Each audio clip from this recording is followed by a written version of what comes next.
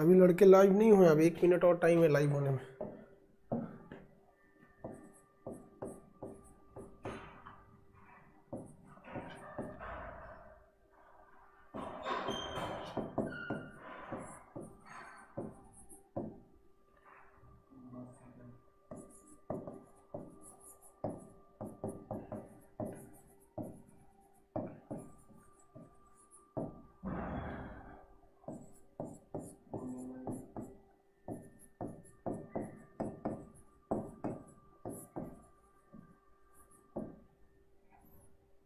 Good morning सब लोग को गुड मॉर्निंग।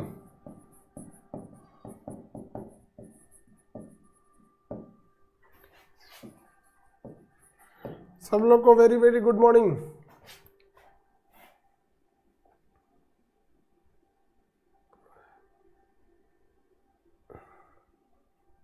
चलिए बाबू, कल कहाँ तक बताए थे आप लोग को? भाग 16 बताए थे ना, याद कीजिए, भाग 16 बताए थे। और भाग 16 में हमने आपको क्या क्या समझा दिए थे? भाग 16 जो है वो कुछ वर्गों को, समाज के कुछ लोगों को एक विशेष प्रकार का आरक्षण देता है, विशेष प्रकार की उपबंध करता है, कुछ अलग प्रोविजन करता है ताकि वो समाज की मुख्य धारा में आ सके। ये कल हम आपको बखूबी समझा दिए थे।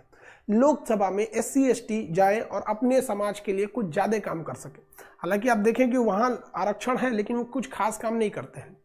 देखिए SC ST के लिए आरक्षण देने मतलब आप देखिएगा ना, कुछ यूनिवर्सिटीज वगैरह पे ज्यादा वर्क करना चाहिए SC ST के लिए, ताकि वो कुछ और भी ज्यादा विकास हो सके उन लोग का। लेकिन कोई ठोस कदम अभी तक नहीं उठाया गया, जिस वजह से अभी भी उन लोग का संतोषजनक विकास नहीं हो पाया है जितना आरक्षण के हिसाब से होना चाहिए। संतोषजनक विकास अभी भी नहीं हो पाया। इसमें हम आपको बताए थे 330, 331, 332, 333, ये 4 अनुच्छेदों को आप लाइन से याद रखें। 330, 331, 332, 333। 330 में क्या है? लोकसभा में SC ST, 32 लोकसभा में एंग्लो इंडियन, 33 विधानसभा में SC ST, विधानसभा में एंग्लो इंडियन।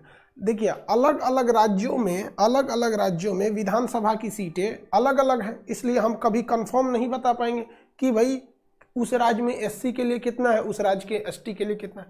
आप जिस स्टेट के स्टूडेंट हैं आप वहां के हिसाब से एक बार इसको देख लेंगे, क्योंकि ऑनलाइन में तो हर स्टेट के रहते हैं। आप बंगाल का कोई है तो कितना आदमी बताएगा, लेकिन लोकसभा तो पूरे देश के लिए एक ही, इसलिए हम आपको बता दिए। अब आप बताइए लोकसभा में ST के लिए कितना रिजर्व है और SC के लिए कितना रिजर्व है? लोकसभा में SC यानी शेड्यूल कास्ट, अनुसूचित जाति और अनुसूचित जनजाति, शेड्यूल ट्राइबल कास्ट, इनके लिए कितनी सीटें रिजर्व हैं आप बताएंगे? चलिए फटाफट बताइए, अब कमेंट करके आंसर दीजिए तुरंत। हमने आपको बता दिया। अरे ये पॉलिटिकल साइंस का ना बैच है। 84 और 47, वेरी गुड। हाँ ये याद रखिएगा बाबू। देखिए कुछ ऐसी चीजें हैं जो आपको याद रखनी ही पड़ेगी, वरना आप भूल जाएंगे। और ये पूछेगा क्वेश्चन, अक्सर पूछता है। इसका निर्धारण कौन करते हैं भैया? तो ये चुनाव आयोग का काम होता है, निर्वाचन आयोग का काम होता है कितनी सीटें कितनी रिजर्व की जाएंगी। निर्वाचन आयोग के हिसाब से 2026 तक निर्वाचन की सीटों में कोई चेंजिंग नहीं किया जाएगा। यहां तक हम आपको बता दिए थे। एंग्लो इंडियन जो है अब ये व्यवस्था खत्म कर दी गई। एंग्लो इंडियन बताइए तो, एंग्लो इंडियन में क्या यूरोप महाद्वीप के अलावे अन्य किसी अन्य महाद्वीप के पिता से जन्मे बच्चे को हम एंग्लो इंडियन में शामिल करेंगे? नहीं करते हैं। रीजन क्या है कि यूरोपीय कंट्री वाले ही हमें कहीं ना कहीं से क्या किए थे, गुलाम बना के रखे थे। चलिए आगे देखते हैं हम लोग। इतना तो बता ही दिए थे आपको, इसके आगे भी हम आपको बताए थे। इसके आगे हम आपको बताए थे 338 में, 338 में, 338 में क्या था? SC आयोग, शेड्यूल कास्ट के लिए एक क्या बनाया गया था? आयोग बनाया गया था। राष्ट्रपति इस आयोग को बनाते हैं। और 338 के क में ST आयोग था। कौन सा आयोग था? ST आयोग। SC आयोग और ST आयोग, दो अलग अलग आयोग थे। SC आयोग और ST आयोग थे, अलग अलग आयोग का निर्धारण किया गया था। और 339 में कहा गया था कि SC और ST का जो कर्तव्य होगा, इनका कल्याण होगा। क्या होगा? कल्याण होगा। ये कौन करेगा? केंद्र का दायित्व होगा, सेंट्रल गवर्नमेंट का दायित्व हो गया। सेंट्रल गवर्नमेंट का काम है। ये किसका काम है? सेंट्रल गवर्नमेंट का काम है। ठीक है, तो ये तो SC आयोग हो गया, ये ST आयोग हो गया। इसके बाद जो बनाया गया था ST SC के बाद भी, तो OBC आयोग, कौन सा आयोग? 340 में OBC आयोग, 340 में कौन था?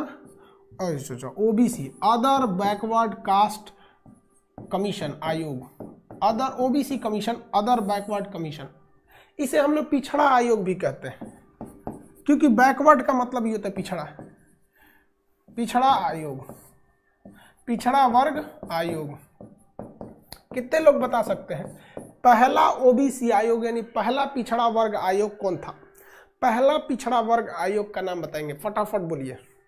पहला पिछड़ा वर्ग आयोग का नाम बताइए। पहला पिछड़ा वर्ग आयोग, पहला पिछड़ा वर्ग आयोग का नाम बताएंगे आपको। काका कालेकर समिति, काका कालेकर, पहला था काका कालेकर, काका कालेकर समिति। दूसरा का था मंडल आयोग, मंडल कमीशन या मंडल आयोग। बिहार के ये मुख्यमंत्री रह चुके थे मंडल, इन्हीं के अध्यक्षता में मंडल आयोग बनाया गया। इन्होंने OBC को कितना आरक्षण दे दिया? 27% आरक्षण दे दिया। क्या दे दिया? 27% आरक्षण दे दिया। यहाँ बहुत भयानक बवाल हुआ था, ठीक है। मंडल आयोग इसको आरक्षण दे दिया। चलिए अब थोड़ा सा ध्यान से देखते हैं सुप्रीम कोर्ट ने क्या कह दिया। सुप्रीम कोर्ट कहा कि भैया आरक्षण को ना किसके हिसाब से देना चाहिए? इकोनॉमी के हिसाब से। इन्होंने दे दिया एक क्रीमी लेयर और एक दे दिया non creamy layer. Non creamy layer, creamy layer वो है जो मलाई मार रहा है, यानी जिनका इनकम जो है, जिनका इनकम है 8 लाख से ज्यादा है, मलाई मार रहा है, इसलिए इनको मलाई मत दीजिए, पहले से क्रीम खा रहे हैं। नॉन क्रीमी जो पहले से मलाई नहीं खा रहे हैं, यानी जिनके परिवार की वार्षिक आय 8 लाख रुपया से कम है, इन्हें हम नॉन क्रीमी लेयर में डालते हैं। इन्हें आरक्षण का लाभ मिलता है क्योंकि ये पहले से क्रीम नहीं खा रहे होते। किसी को दिक्कत? आगे बढ़ जाते हैं। यहां तक में तो कोई दिक्कत नहीं था। हाँ, वो एबोव 8 लाख होता है, एक इसमें होता है। अब आगे देखिए, इसके अलावे भी है, सुप्रीम कोर्ट ने तो ये बांट दिया।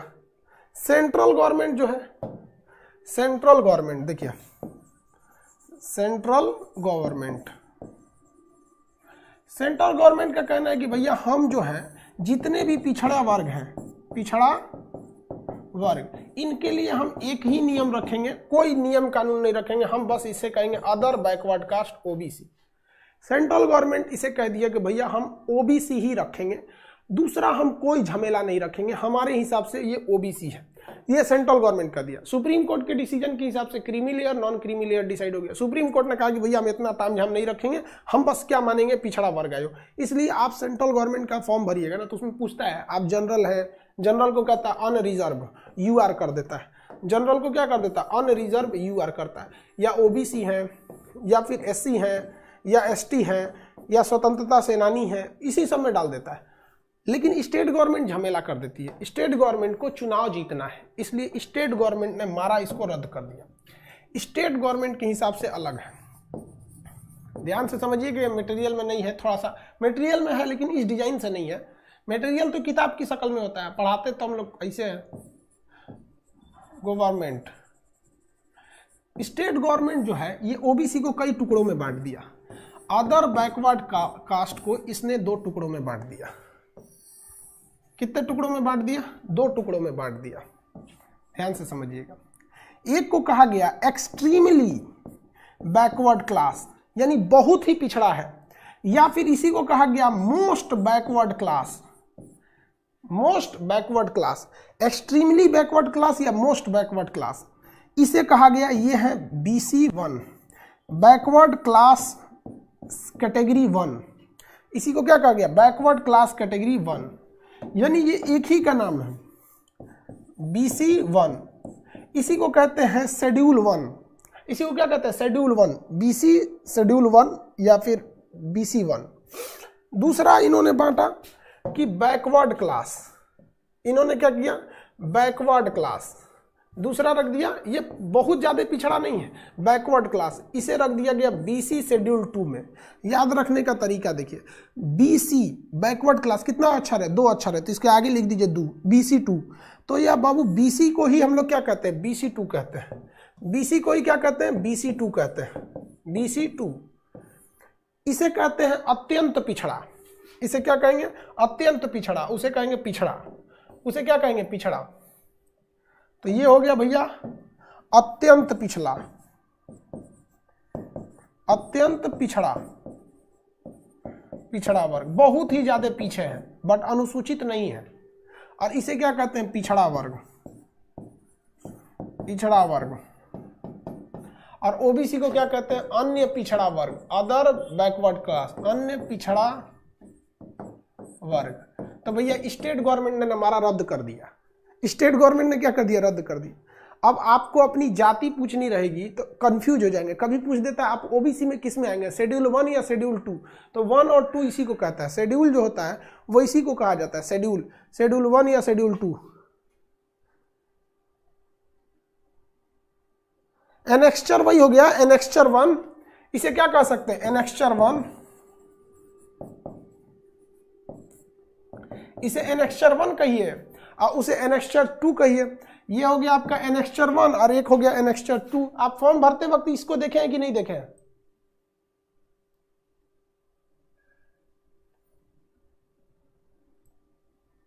फॉर्म भरते वक्त आप इसको जरूर देखे होंगे। कमेंट कर रहे हैं सर हमको तो एनेक्स्चर पूछ दिया था।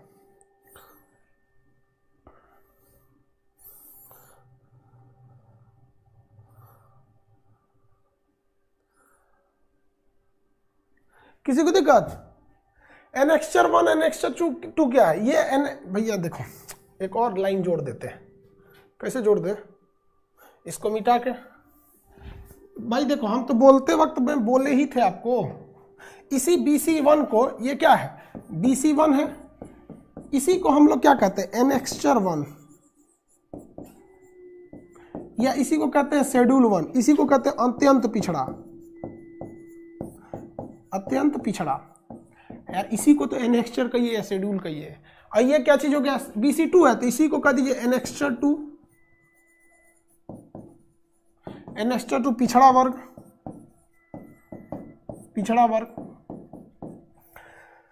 पिछड़ा वर्ग, ठीक है। ये है भैया झमेला। अब आप डिसाइड कीजिए आप किस जाति के हैं और किस जाति की नहीं। भाई साहब हिंदुस्तान में ना अलग अलग राज्यों में लेके 600 से ज्यादा ओबीसी की कैटेगरी है। इतनी ज्यादा कैटेगरी है कि हम क्या करें भैया, 600 नहीं 45-40 तो रजिस्टर्ड है। अब 45-40 को का नाम कौन याद रखेगा, तो आप अपना याद रख लीजिए कि आप किस एनेक्स्चर में आते हैं। यानी अगर आप 1 में आते हैं यानी एनेक्स्चर 1 या फिर BC1 में या EBC या MBC में आते हैं तो आपको ज्यादा आरक्षण मिलेगा। और BC2 में आते हैं या फिर एनेक्स्चर 2 में आते हैं या फिर BC में आते हैं तो आपको थोड़ा सा आरक्षण की मात्रा उतना लाभ नहीं मिलेगा। बाकी लेकिन सेंट्रल गवर्नमेंट में आपको कोई फर्क नहीं पड़ता, सीधे उठा के वो रख देगा ओबीसी के हिसाब से, सीधे उठा के थोप देगा ओबीसी में। अब आप बताइए कौन सा है, कुशवाहा लोग कौन कौन है भैया, कुशवाहा BC में जाते हैं लोग, ओबीसी में। रुको हम आपको नेट से बता देते हैं कि कौन सी जाति किस कैटेगरी में आती है। आप गूगल करके अपनी अपनी जाति पता कर सकते हैं। हम आपको BC1 बता दें और BC2 बता सकते हैं। सोनियार कौन जाति होता है, सोनियार, पंसारी, मोदी, कसेरा, कलवार, ये लोग किस में आते हैं भैया, BC2 में आते हैं, BC2 में आते हैं, बहुत ज्यादा हैं लोग हैं। शिवहारी, रतौलिया, सोनार, सूत्रधार, सुकीवार, अरे भैया कौन कौन है भाई, ईसाई धर्मावलंबी, ईसाई धर्मावलंबी, घाट, राजघाट, जट, मंडरिया, ये लोग हैं भाई बहुत इसमें BC2 में। BC1 की हम 1-2 कैटेगरी आपको बोल देते हैं, आप भी अपना अपनी कैटेगरी दीजिएगा भैया, हमको उतना कैटेगरी थोड़ी है। कालू कोई होता है, कादर होता है, कोरा होता है, कोरकू है, खटवा है, खतौरी है, खंजर, भाई सब कौन कौन गाती है भाई, हम तो कभी सुने भी नहीं। मदार, मल्लाह, ये लोग इसमें आएंगे लो। इस टाइप में आता है कुछ। और कई कैटेगरी होती है जो एससी में एसटी में चले जाते हैं हम लोग, मल्लाह की एक कैटेगरी एसटी में भी जाती है। तो ये आप देखिएगा भाई, हमको इतना कैटेगरी क्या पता है, हम इतना जाति इधर किस में आता है भाई, आप अपना अपना देख के रखिएगा। समझ में आ गया कि नहीं आ गया? ठीक है।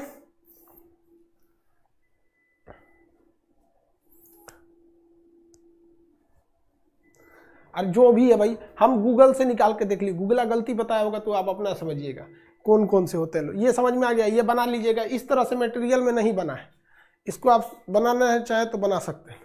इस तरह से आपके मटेरियल में नहीं लिखा है, तो इसको आप लोग क्या कर लीजिएगा, बना लीजिएगा। ठीक है। अब हम आगे बढ़ते हैं। 342 340 तक हो गया, 340 हो गया भैया। ओबीसी की चर्चा 340 में थी। अब 341 और 342, 341 और 342 देखिए। 341 में कहा गया है कि राष्ट्रपति जो है, कौन राष्ट्रपति किसी भी जाति को क्या घोषित कर सकते हैं, एससी घोषित कर सकते हैं।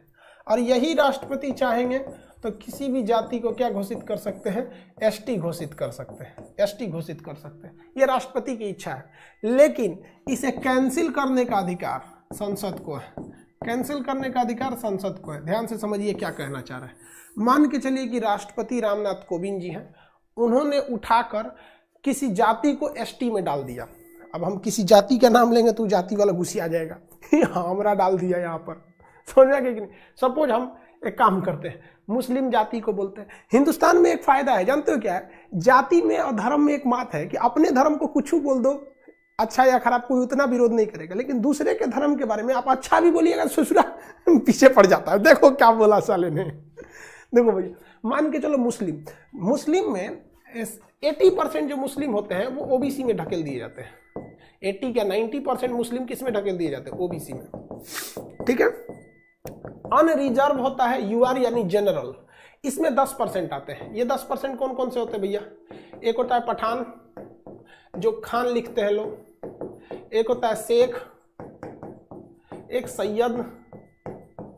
भैया ये 3 होते हैं, शेख सैयद पठान, ये जनरल में आते हैं। बाकी सब लोग किस में डाल दिए जाते हैं, ओबीसी में जाते हैं। अब पता नहीं क्या क्या इसमें, ये भाई साहब इतना हमको जाति धर्म का नॉलेज ना है, समझ में, हमको ये सब कचरा में पढ़ना भी नहीं रहता। तो ये 3 ठो किस में चले जाते हैं, जनरल में चले जाते हैं।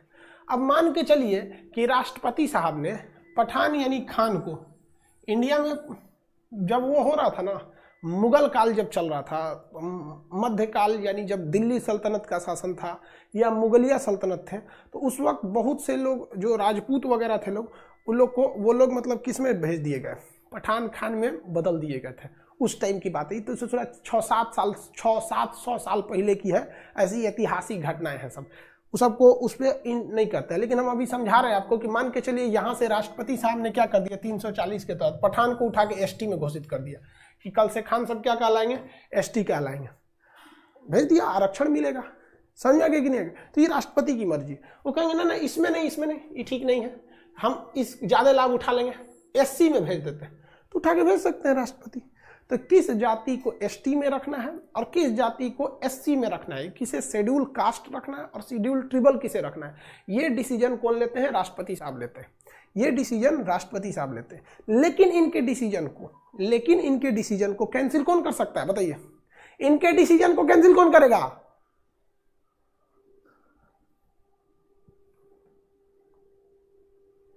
अरे तरीके तुम क्या पूछ रहा है विकास चौधरी, नेहा लवली तुम कहां से हो जो तू ब्लॉक कर देते हैं?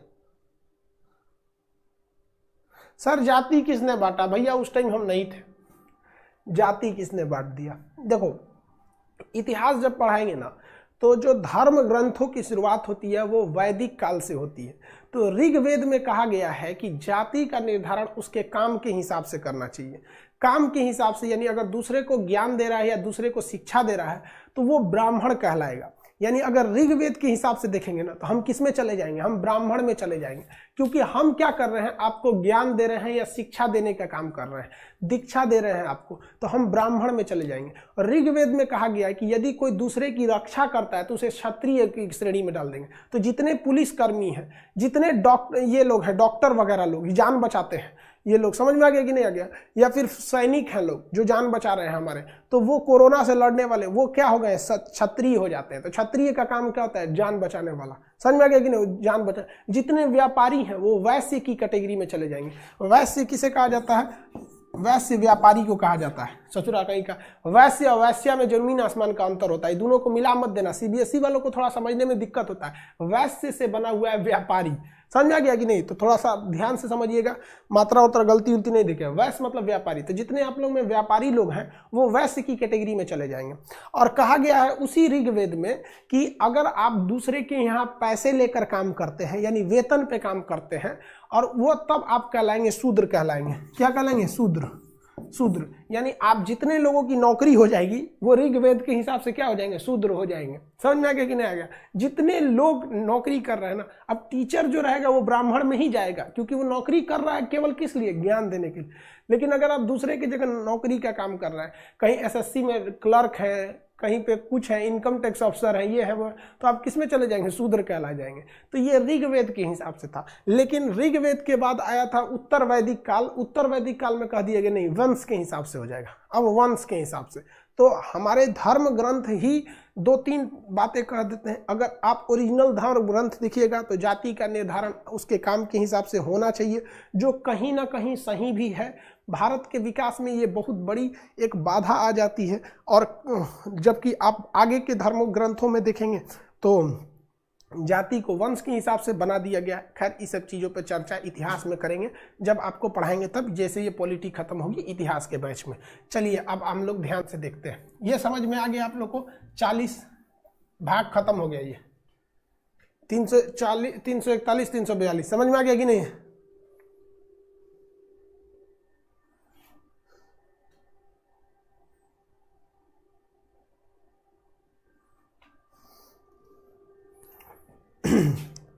भाई गीता में बहुत सी चीजें लिखी गई है, अच्छी, बहुत अच्छी बातें हैं। उतना हम बताएंगे तो लोग ससुरा हमारा विरोध करने लगेगा, तुम कौन होता है? ये चक्कर में हमारे ऊपर बम चल गया ससुरा, हम बताने के चक्कर में एगो को हम मृत्युंजय यज्ञ याद करा रहे थे। नहीं है आप मृत्युंजय यज्ञ है ना यहाँ पे, आप लोग में आता है कि नहीं? ओम त्र्यंबकम यजामहि सुगंधिम पुष्टिवर्धनम उर्वारुकुमेव बंदनाम मृत्योर्मोक्ष मातृताम। हम बहुत बड़का यज्ञ हम ही बोल दिए वहां पे, और इस ससुरातन का बवाल हो गया हमारा ऊपर। कहा कि ये कैसे बोला, ये कैसे बोला? और उसी दिन से ससुरा हमारा विरोध चालू हो गया। और खोजत बहाना खोजते अब भाई किसी से झगड़ा करना रहता तो एट अ टाइम नहीं ना कर सकते हैं। ससुरा बहाना खोजते ससुरा बम्बार्डमेंट हो गया हमारे ऊपर, बहुत तालका मच गया। फिर हम कहे भाई साहब एक से एक खतरनाक है, तो इसमें क्या गलत है यार?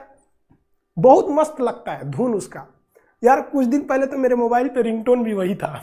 रिश्तेदार कॉल करते थे तो कंफ्यूज हो जाते थे, तो यार इसी के पास लगाएं कि किसी और के पास लगाएं। कभी धुन सुनना, तुम यूट्यूब से कभी धुन सुनना मृत्युंजय यज्ञ का। हमारी तो आवाज फटे बांस की तरह है, तो हमारे में धुन अच्छा नहीं निकलता, बट बहुत जबरदस्त धुन निकलता है जिसका कोई हद नहीं। हम बहुत लगाए थे। सोच यार, इस हिंदुस्तान में इंसान को अपनी मर्जी से जीने नहीं दिया जाता है। लोग टॉर्चर करते रह गए। किसी भी धर्म को देखिए, वो कहता है सर हम कंफ्यूज हो जाते हैं आपके पास लगाए कि नहीं लगाए, ये मृत्युंजय यज्ञ क्यों बोला? अरे भैया हमको अच्छा लगता है हम लगाएंगे, तुम कौन होता है यार बोलने वाला? तब तक सचुरा कोरोना कूद गया, अब अमिताभ बच्चन बोलते हैं। अब क्यों कोई मंत्र वंत्र नहीं बोलता है, अब अमिताभ बच्चन बोलते हैं। 2 गज दूरी, मास्क है जरूरी। चलो ध्यान से देखते हैं। इतना समझ में आ गया, ये भाग खत्म हो गया।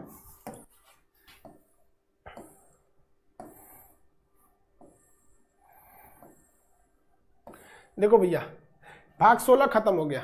330 से चालू किए थे 342, बीच वाला जो पार्ट है, जैसे आपको हम यहां से तो बताए होंगे 330 से 330, 31, 32, 33 ये बताए हैं। इसके बाद छोड़ दिए हैं। फिर 338, 39, 40, 39 के बाद 40, 41 और 42 बताए हैं। आप कहेंगे कि सर ये वाला क्यों छोड़ दिए? अरे यार इसमें भी आरक्षण की चर्चा है, लेकिन एक जगह है नौकरी में आरक्षण, प्रमोशन में आरक्षण और कहीं कहीं आरक्षण, तो काम का लायक चीज नहीं है। आपके मटेरियल में लिखा है, पढ़ देखिएगा, कोई फायदा नहीं हो जाए। समझ में आ रहा है कि नहीं आ रहा? किसी को दिक्कत? अरे यार क्या जाति को खत्म कर दिया जा सकता है? संसद किया जा सकता है।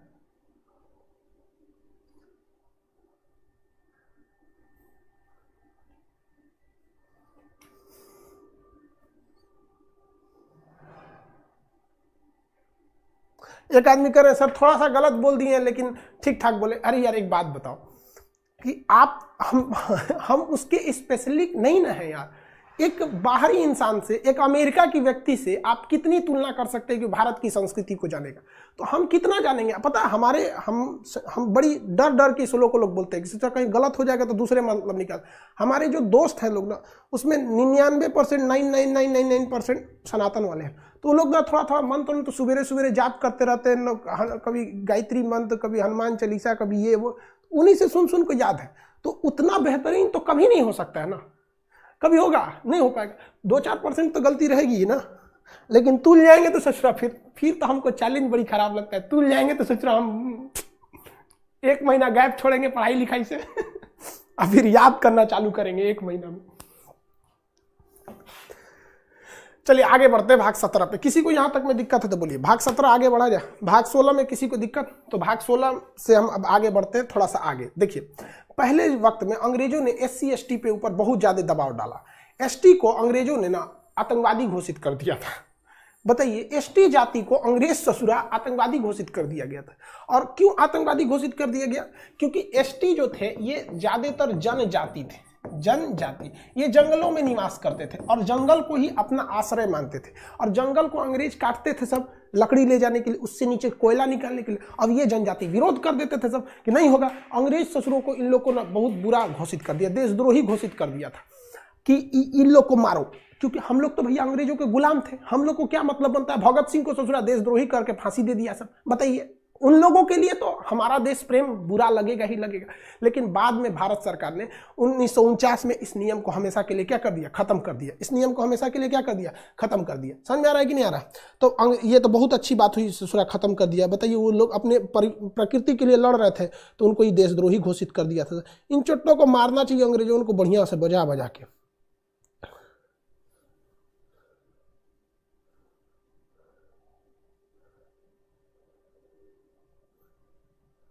आगे बढ़े।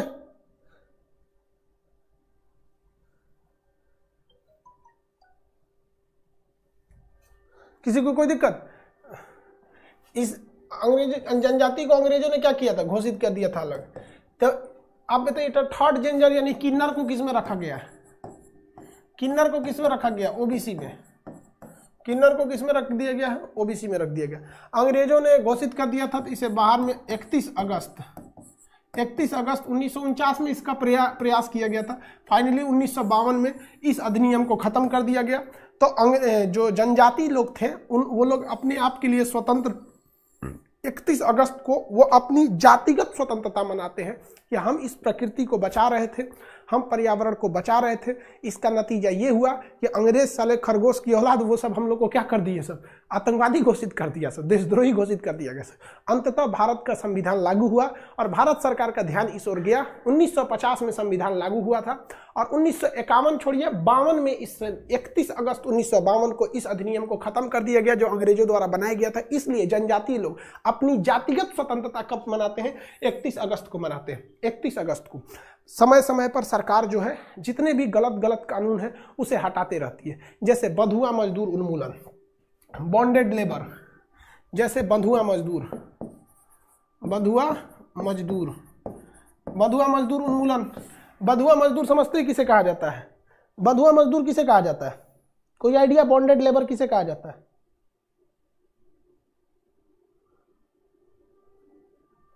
बंधुआ मजदूर किसे कहा जाता है? कोई आइडिया? देखिए 1976 में इसे खत्म कर दिया गया बॉन्डेड लेबर को। ये क्या थे बॉन्डेड लेबर? देखिए बहुत खराब कानून था ये। जैसे पहले के वक्त में बैंक वगैरह नहीं हुआ करते थे, तो गरीब लोगों को लोन लेने के लिए अमीरों के पास जाना होता था। उन अमीरों को हम साहूकार कहते थे। साहूकार। इन्हीं को हम लोग यूरोप वाले कुलीन कहते थे। कुलीन वर्ग के लोग हैं ये लोग, बड़े बड़े व्यापारी हैं। तो ये साहूकार लोगों के पास लोन लेने जाते थे और कहते थे कि मालिक हमें कर्जा दीजिए, हमारी फसल हो जाएगी तो हम आपका कर्ज को ब्याज के सहित चुका देंगे। तो वो साहूकार इन्हें पैसा दे देता था। लेकिन फसल जब खराब हो जाती थी तो किसान को कभी इतना प्रॉफिट ही नहीं होगा कि अब वो कर्जा को चुका सके। तब कहा जाता था कि एक काम करो, तुम मेरी फसल का जो कर्जा लिए हो वो और जो उसका ब्याज है वो, जब तक ये तुम चुका नहीं देते हो तब तक तुम हमारे पास बंधे हुए मजदूर हो जाओगे और तुम्हारी मजदूरी के एवज में हम तुम्हें 1 रुपया भी नहीं देंगे। तो भैया उसके ऊपर हर महीने ब्याज का बोझ चढ़ रहा है, जो उसने कर्जा लिया है वो चढ़ रहा है, और साथ ही ये बंधुआ मजदूरी कर रहा है। तो ये बंधुआ मजदूरी खानदानी चलने लगी थी कि भैया हम उनके यहाँ के बंधुआ मजदूर हैं। इसका आप मांझी द माउंटेन मैन में इसका अच्छा सा एग्जाम्पल देखे होंगे। वो बंधुआ मजदूर था इसलिए भाग गया धनबाद में, वापस आया तो मांझी बना, पहाड़े तोड़ दिया। समझ में आ गया कि नहीं? तो बंधुआ मजदूर उन्मूलन सरकार ने खत्म कर दिया और सरकार अब आप किसी को बंधुआ मजदूर नहीं रख सकते हैं, ये उन्मूलन कर दिया सरकार 1976 में। बहुत बेहतरीन काम किया। बाल श्रम यानी चाइल्ड लेबर, बाल श्रम का उन्मूलन कर दिया 1986 में कि आप 14 वर्ष से कम आयु के बच्चे को अगर खतरनाक काम में पकड़ा गए काम कराते हुए तो आपको भयानक सजा हो जाएगी। इसलिए उससे कम उम्र के बच्चों को काम में नहीं लगाया जा सकता है, काम में नहीं लगाया जा सकता है, लेकिन वो फैमिली वर्क को कर सकते हैं। जैसे पटना में, दिल्ली में, कोटा में, बहुत से जगह पे जहाँ स्टूडेंट रहते हैं या इलाहाबाद में, तो इन स्टूडेंट्स, बहुत से स्टूडेंट को खाना बनाने नहीं आता है, तो अगल बगल के पड़ोस में मेस चलता है, वो टिफ़िन सर्विस आती है। टिफ़िन सर्विस यहाँ पे ऐसे टिफ़िन रहेगी, आप टिफ़िन सर्विस कह दीजिए कि भैया हमको टिफ़िन पहुँचा देना, तो वो महीने का लेगा 2000-1800 जो रेट है उस हिसाब से लेगा और आपको टिफ़िन पहुंचा देगा। तो वहाँ देखिएगा वो अपने घर के बच्चों को दे देते, जाओ टिफ़िन दे आओ तो उनको। तो वहाँ पे ये बंधुआ मजदूर नहीं लगता, वो फैमिली वर्क का एक हिस्सा है और ये खतरनाक काम में नहीं आता है। लेकिन अदरवाइज कारखाने वगैरह में लगा देंगे तो आपके ऊपर कार्रवाई हो जाएगी। बंधुआ मजदूर उन्मूलन कानून क्या हो गया? हाँ, थोड़ा सा पेज में सुधार लीजिएगा, उसमें 97 सीट लिख दिया। जो बच्चे होटल में काम करते हैं गलत है। प्रस्तावना संविधान का भाग है कि नहीं? आगे बढ़ाएंगे जो प्रस्तावना बताएंगे।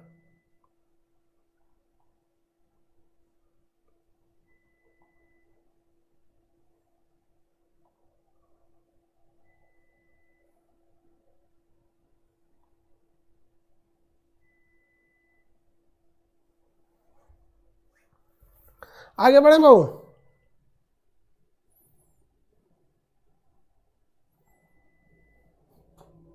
किसी कोई दिक्कत? ये अलग अलग चीजें बनी गई थी।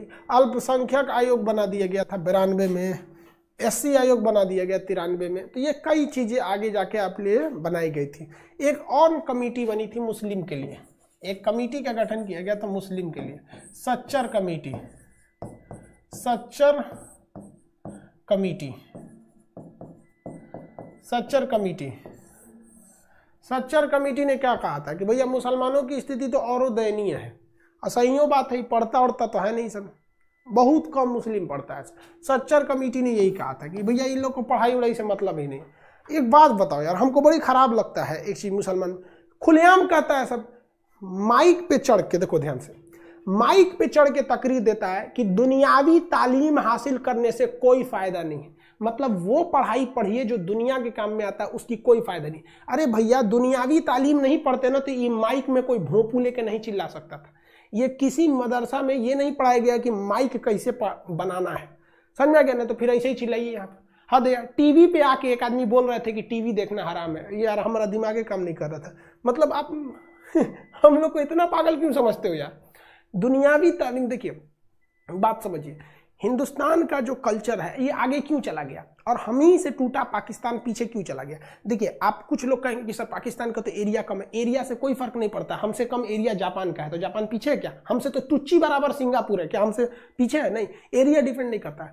हमारे भारतीय संस्कृति में, सनातन संस्कृति में शुरुआत के 5 वर्ष जो शिशु अवस्था होती है उसमें कहा गया है कि बच्चे माँ बाप के सानिध्य में रहेंगे, पालन पोषण दुलार प्यार मिलेगा। लेकिन 5 साल से 25 साल यानी 20 साल इसे उन्होंने ना क्या दिया, ब्रह्मचर्य जीवन घोषित कर दिया।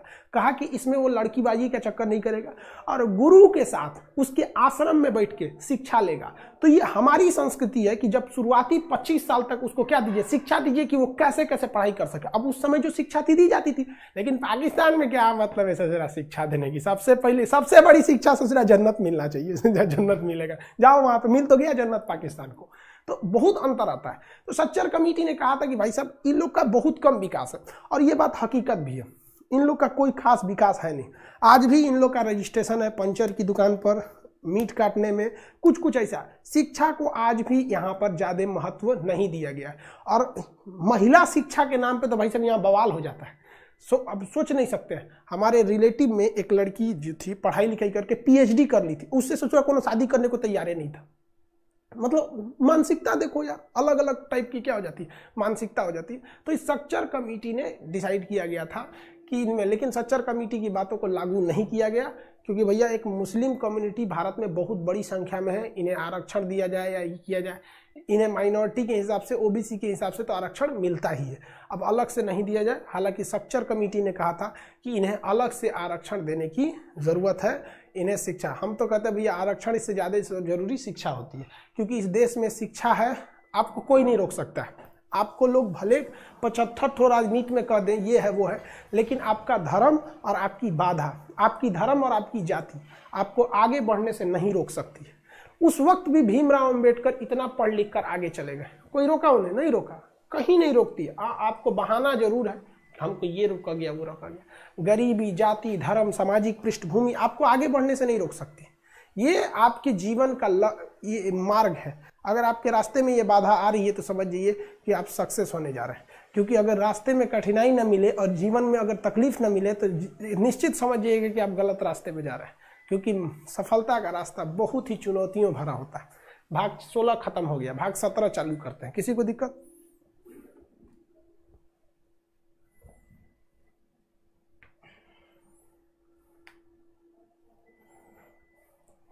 आगे बढ़ जाए,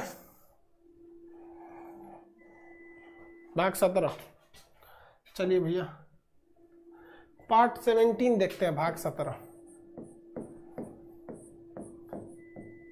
राजभाषा।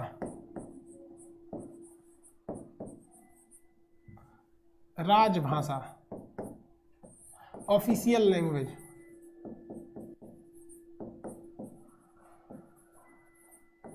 अब आप बताइए का आर्टिकल कहां से शुरू होगा? आर्टिकल कहां से शुरू होगा ये तो आप बता ही सकते हैं।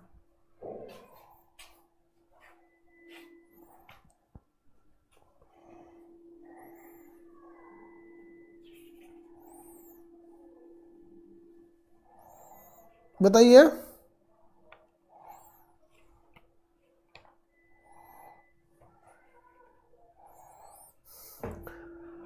अगर आप दिमाग लगाएंगे ना तो इसका शुरुआत और अंत दोनों बता सकते हैं। 343, वेरी गुड। अरे अभी तो 342 पे खत्म हुआ था, 343, और ये खत्म कितना पे होगा? हम आपको बस एक हिंट देते हैं। भाग 18 जो शुरू होता है वो आपातकाल होता है, आपातकाल। और आपको आपातकाल में पता है तो इस हिसाब से आप हिंट लेके बता सकते हो कहां तक जाएगा, कहां तक जाएगा उसको आप हिंट लेके बता सकते हैं। Very good. ये तो शुरू होता है 352 से, राष्ट्रीय आपात 352, तो खत्म हो जाएगा 351 पे, तभी तो ये 352 पे चालू होगा। अब देखिए हम आपको भाग 18 पढ़ा दिए, दोबारा नहीं पढ़ाएंगे। जब हम आपको राष्ट्रपति पढ़ा रहे थे उसी वक्त हम आपको भाग 18 पढ़ा दिए थे, आपातकाल। 3 टाइप के आपात, 352, 356, 360। उसी वक्त हमने आपको सारा आपातकाल पढ़ा दिया था। पढ़ा दिए थे कि नहीं पढ़ा दिए थे? पढ़ा दिए थे, उसी वक्त पढ़ा दिए थे। क्या है भाई? लव जी पांडे, गलत बात है। मतलब आपका कहना है कि हम फिर भाग 18 पढ़ाएं? ले, ये मेरा गलत बात नहीं है, आपकी गलत बात है, आप उसको नहीं पढ़े।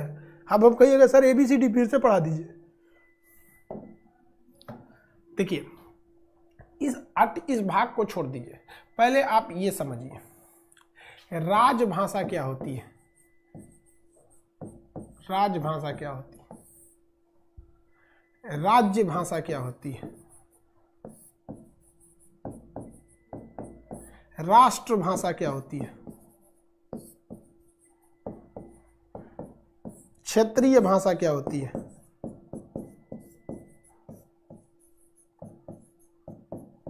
देखिए इसे कहते हैं ऑफिशियल लैंग्वेज, इसे कहते हैं स्टेट लैंग्वेज, इसे कहते हैं नेशनल लैंग्वेज, इसे कहते हैं लोकल लैंग्वेज।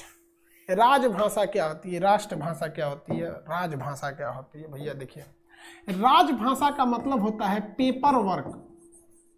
पेपर वर्क किस भाषा में हो रहा है, पेपर वर्क या ऑफिशियल लैंग्वेज, ऑफिशियल लैंग्वेज इसी को कहते हैं दरबारी भाषा, दरबारी भाषा।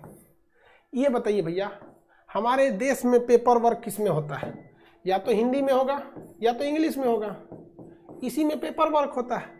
तो वो हमारी राज करने की भाषा है, ऑफिशियल लैंग्वेज है, उसी में हमारा राज चलता है। चाहे मोदी जी हो हिंदी में भाषण देंगे या संसद में इंग्लिश में भाषण देंगे, राजभाषा है। लेकिन राज्य भाषा क्या होती है, राज्य भाषा उसे कहते हैं स्टेट की फेमस भाषा, स्टेट की फेमस भाषा। स्टेट की कौन सी भाषा, फेमस भाषा।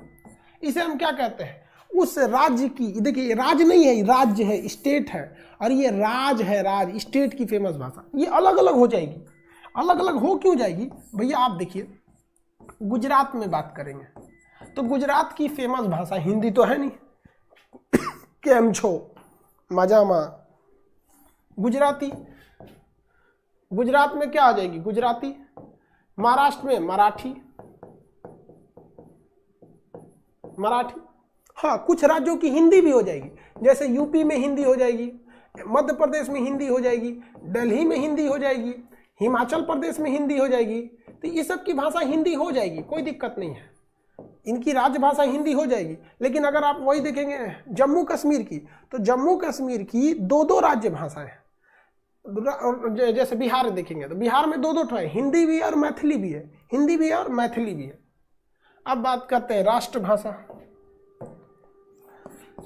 कंट्री की, हमारी टोटल कंट्री की जो सबसे फेमस भाषा है, कंट्री की जो फेमस भाषा है उसे हम लोग कहते हैं राष्ट्रभाषा। अब भैया कंट्री में सबसे फेमस भाषा कौन सी है, तो हिंदी है। हमारे देश में सबसे फेमस भाषा कौन सी है, हिंदी है। लेकिन हिंदी के अलावा जैसे कोई शब्द आता है ना, साउथ वाले बवाल कर देते हैं। साउथ वाले कहते हैं कि हमारी भाषा क्यों नहीं, साउथ वाले कहते हैं तमिल क्यों नहीं, केरल वाले कहते हैं मलयालम क्यों नहीं, कर्नाटक वाले कहते हैं कन्नड़ क्यों नहीं। अरे भाई साहब एक कम से कम भाषा तो रहनी चाहिए ना। तो संविधान वाले जब इस चीज की बात कर रहे थे, एक भाषा कम से कम रहनी चाहिए, तो तमिल वालों ने कहा था एक काम कीजिए तमिल को ही रख दीजिए। भाई साहब तमिल वाले लोग हिंदी बोल सकते हैं थोड़ा बहुत, लेकिन बाकी को लोग तमिल बहुत मुश्किल से समझते हैं, मलयालम भी नहीं समझ में आता है। मलयालम वाले करेंगे हमारी रखो भैया, हम तो क्लासिकल भाषा में। क्लासिकल भाषा उसे कहते हैं जो बहुत ही पुरानी है, जैसे संस्कृत है, तमिल है, मलयालम बहुत ही पुरानी है। तो देखिए पुराना का मतलब ये नहीं है कि फेमस हो जाएंगे, पुराना का मतलब ये नहीं कि आप बहुत ज़्यादा फेमस हो जाएंगे।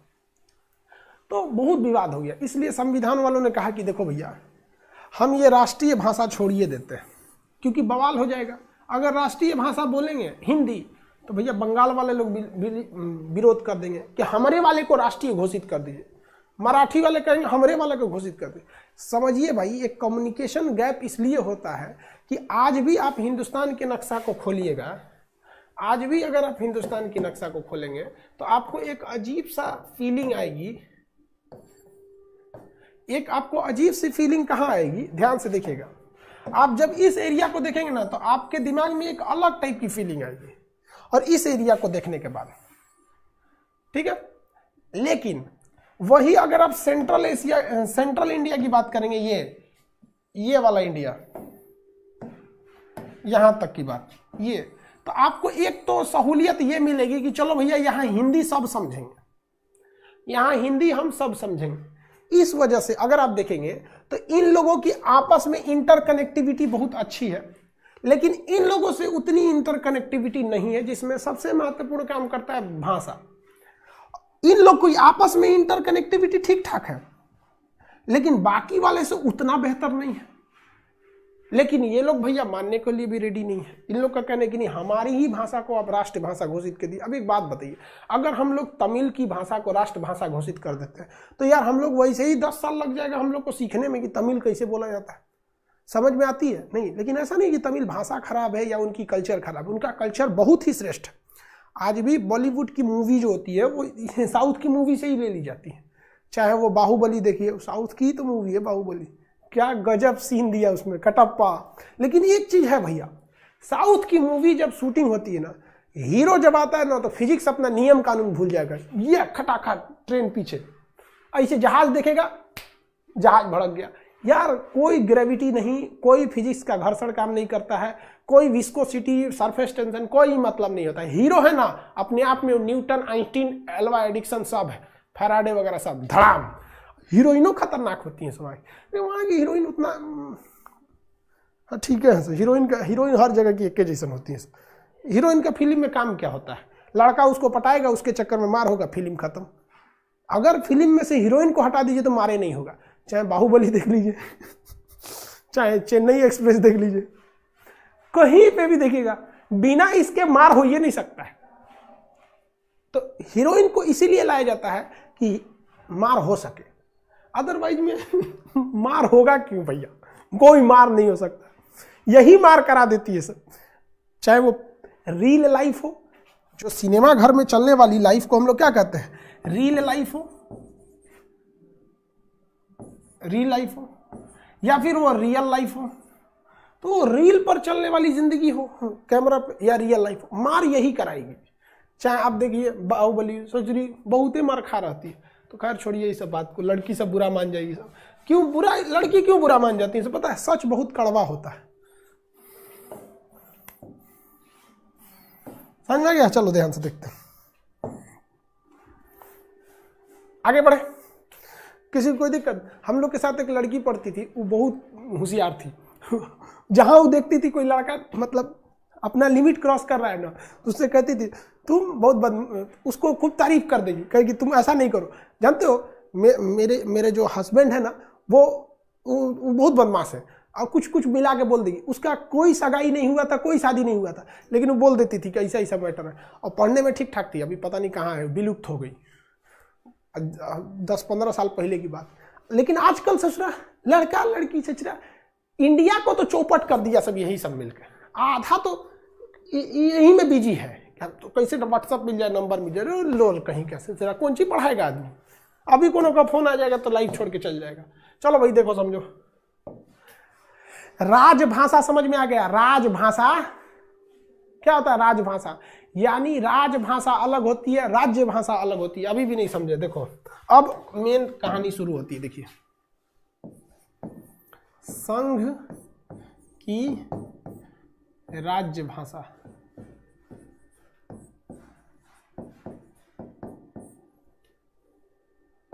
संघ की राजभाषा, दोनों में क्या अंतर है?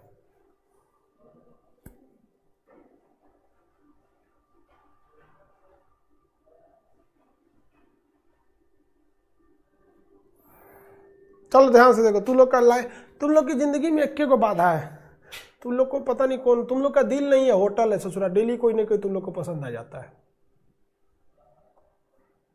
चलो ध्यान दे दो, आंसर बताइए इसमें। देखिए, संघ की राज्य भाषा, राज्य भाषा का मतलब होता है फेमस लैंग्वेज। ये तो आप लिख सकते हैं संघ की राज्य भाषा कौन सी है, हिंदी है, और सहायक भाषा के रूप में इंग्लिश है, सहायक राजभाषा के रूप में इंग्लिश है। लेकिन आप ये नहीं बता सकते, क्यों? क्योंकि भैया संघ की फेमस, राज्य भाषा का मतलब क्या होता है, जिसमें राज्य लगा रहता है ना, वो क्या है, फेमस, फेमस भाषा।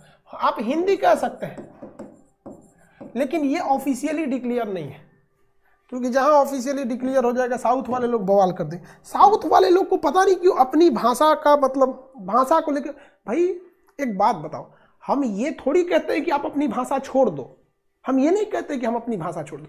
हम इंग्लिश को जब वैल्यू देते हैं तो हम ये नहीं कहते कि हिंदी छोड़ दो।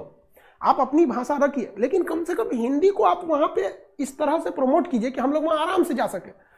समझ आ गया कि नहीं? हम साउथ में एक बार पता नहीं चेन्नई का कोई जगह था, मदुरई के पास, वहाँ होटल में खाना खाने गए यार, एक तो वहाँ का खाना भी अलग है, तो पूछ रहा है कि नॉर्मल की स्पेशल, तो हम कहे भैया स्पेशल चाहिए, स्पेशल ही खिला दो। तो यार जो नॉर्मल को दिया वही हमको भी दे दिया। हमारे बगल में एक आदमी बैठा तो कहा कि नॉर्मल, और हम कहें स्पेशल। तो हम देखें यार जो उसको दिया वही हमको दे दिया। तो हम कहे यार हमको ठग दिया क्या है भैया, नॉर्मल स्पेशल में कुछ तो अंतर होना चाहिए। हम कहे भाई भाई स्पेशल मांगे, स्पेशल करा, पता नहीं क्या बोल, रुको रुको। 5 मिनट बाद आया इमली का पानी लेके, 1 कटोरा इमली का पानी लिया, उस खाना में छिड़क दिया का स्पेशल। यार नॉर्मल ही ठीक था तब तो वहाँ का खाना भी थोड़ा सा अलग है, लेकिन खाना से कोई मायने नहीं रखता। वहाँ का खाना बहुत हेल्दी होता है, नुकसान नहीं करता है। चाहे आप इडली देखिए, डोसा देखिए, ये सब चीज़ें जो नुकसान नहीं, ऑयली नहीं रहते हैं, वो नुकसान नहीं करते हैं। एक चीज़ बहुत फायदा रहता है, और नेचुरली वो लोग केला का पत्ती वगैरह पे खाते हैं, वो लोग खट्टा चीज़ बहुत खाते हैं भाई। हर जगह खाना से मतलब नहीं, कम से कम भाषा रहनी चाहिए। चलो देखो ध्यान से आगे देखिए, इधर देखिए सब लोग ध्यान से। राज्य की राजभाषा,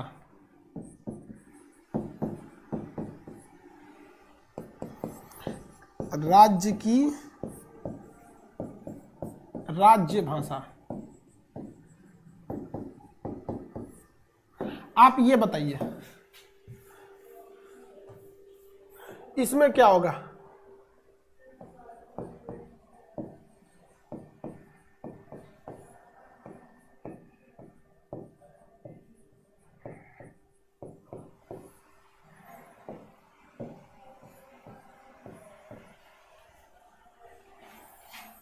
आप इसको देखिए बिहार के रेस्पेक्ट में बताइए, बिहार के सेंस में बताइए इसको, बिहार और यूपी के सेंस में बताइए। बिहार के लिए बिहार की राजभाषा, बिहार की राजभाषा 3 ठो है। बिहार में कोई भी पेपर वर्क आप हिंदी में कर सकते हैं, हिंदी नहीं आता है ना तो उर्दू में कर सकते हैं, ठीक है। इंग्लिश हर एक राज्य में रहेगी, इंग्लिश के लिए आपको टेंशन नहीं है, हर एक राज्य में आपको इंग्लिश एक ऑफिशियल लैंग्वेज रहेगी। देखिए राजभाषा का मतलब होता है ऑफिशियल लैंग्वेज, और राज्य भाषा का मतलब होता है फेमस लैंग्वेज, फेमस। लेकिन अगर आप फेमस की बात कीजिएगा यहाँ पर, तो यहाँ पर 3 भाषा फेमस हो जाएगी, एक हिंदी हो जाएगी, एक भोजपुरी हो जाएगी। भोजपुरी कहाँ जाते नहीं रहुआ बताई बैठी, भोजपुरी के बाद और कौन भाषा हो बताई? एगो मैथिली हो जाई, मैथिली भाषा हो जाई, मैथिली, मैथिली सबसे नीमन भाषा होला। आ भोजपुरी भाषा नीमन हो, लेकिन ऐसा न एकरा के लोग रद्द कर दियल भोजपुरी के कि मत पूछे। यहाँ पे भोजपुरी में इतना नीमन भाषा रउआ कह के बुलावल जाला, बड़ आदमी के रउआ कहाँ जाता नहीं, रउआ सुनी बैठी। बाकी आजकल के लड़का कहाँ जाता रे, खनवा खैले कि ना, अरे ससुरा इतना करकरा बोलेगा ना। मैं भोजपुरी को रद्द कर दिया इन लोगों ने। पता आज भोजपुरी भाषा मतलब अजीब टाइप का, गाली टाइप का हो गया है। ऐसा ऐसा गाना बना दिया, ऐसा गाना बना दिया, ऐसा इतना गंदा गंदा गाना कि आप अपने मम्मी के बगल में, बहन के बगल में बैठ के नहीं गा सकते, सुन नहीं सकते। लेकिन उनको क्या मतलब है, छज्जा ऐसा दांत फेंकले रहेगा उन सब के गायकार का, गा गा गा गा का करतरली हो भाभी हो, ससुरात नहीं, गाना बना देगा। रद्द कर दिया, कल्चर खत्म कर दिया, कल्चर। बताओ यार, इतना गंदा गंदा गाना गाएगा सब।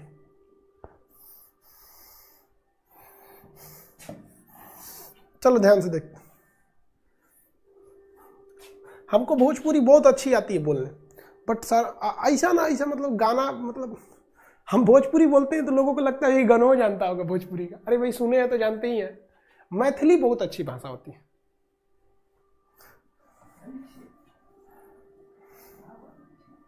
हाँ आबै छै, आबै छै, भोजपुरी ना आबै छै, हमें मैथिली ना आबै छै। चलो भैया एक बात बताओ, यूपी की बता दो। यूपी ये होती है फेमस भाषा। आप यूपी के लिए बताइए, यूपी के लिए, यूपी के लिए मैथिली बहुत अच्छी भाषा है भाई, मैथिली बहुत बेहतरीन भाषा है। मैथिली में कहा जाता है किसी को गाली भी दीजिएगा तो लगेगा प्रेम से बोल रहे हैं। बट मैथिली हमें नहीं आती है।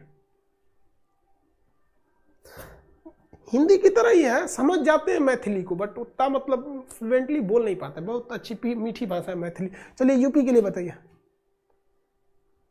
हाँ भैया, भोजपुरी में गाने भी अच्छे हैं, बहुत अच्छे अच्छे गाना है। भोजपुरी के इतने अच्छे अच्छे भी गाने हैं सब। कहाँ ये आवा ये विधाता ना तो काम गड़बड़ाता, एक तो बहुत अच्छा गाना है भोजपुरी का। आई बना ही भगवंत हम ही आवतानी, नइखे कोनो काम के हमारी जिंदगानी, बंद करा आज हमारी जिंदगी के खाता, आवे विधाता ना तो काम गड़बड़ाता। भोजपुरी में अच्छे अच्छे गाने भी हैं, लेकिन पता है ना, खराब लोग अच्छे लोग को बिगाड़ देते हैं और अच्छे लोग खराब को जल्दी बना नहीं पाते हैं। 100 आम के बीच अगर एक खराब आम है ना, तो ये 100 आम कितनी भी कोशिश कर ले, वो खराब आम को अच्छा नहीं कर सकते हैं। लेकिन वो अकेला एक सड़ा हुआ आम इस 100 अच्छे आम को सड़ाने की ताकत रखता है।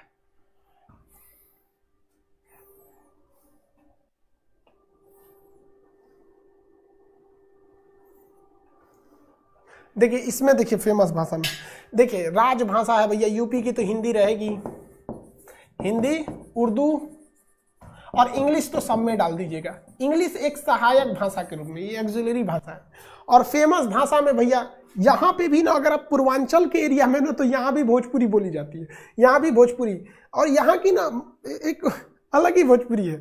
मतलब अगर आप मनकापुर साइड के हैं, लखनऊ के आसपास से पहले, फैजाबाद अयोध्या के पास की भाषा है, तो का कहत है बहनी ना करो ऐसा, मतलब उनकी भाषा भोजपुरी की तरह ही, लेकिन थोड़ी सी अलग हट के है। अवधी, हिंदी तो है ही है, यहाँ हिंदी भी है, भोजपुरी भी है, पूर्वांचल के भोजपुरी है, अवधी है, अवधी भाषा है यहाँ पर। खड़ी बोली भी है, खड़ी बोली। वहाँ पे आप चले जाएंगे पश्चिमी यूपी में, कानपुर के पास, या फिर गाजियाबाद, नोएडा, वो दिल्ली वाली भाषा। मैं तो ये नहीं करने जा रहा हूँ, तुम्हें करना है तो कर ले, मैं नहीं करने वाला हूँ, मैंने नहीं खाया है। और अगर आप बिहार की ओर से आएंगे तो मैं की जगह हम का प्रयोग करते हैं, हम खाना नहीं खाए। लखनऊ की भाषा देखेंगे ना, तो लखनऊ की भाषा में बड़ी मिठास है, इसलिए कहा भी जाता है कि मुस्कुराइए आप लखनऊ में, मुस्कुराइए आप लखनऊ में। मतलब वहाँ की भाषा बड़ी तमीज़ तरीके वाली है, नवाबों वाली भाषा है लखनऊ वाली भाषा। तो अलग अलग भाषा होती है भैया, हर जगह की अच्छी अच्छी भाषाएं हैं, जो जहाँ है अच्छी है, लेकिन एक कम्युनिकेशन रहना चाहिए। तो बेसिकली आप ये अंतर तो समझ में आ गया आपको कि राजभाषा क्या है और राज्य भाषा क्या है और राष्ट्रीय भाषा क्या है, समझ में आ गया। अब नेक्स्ट क्लास कल समझेंगे, कल इसको डिटेल से बता देंगे आपको, ठीक है। आज के लिए इतना ही, कल मिलेंगे, जय हिंद। हाँ, जॉली LLB, मुस्कुराइए आप लखनऊ में।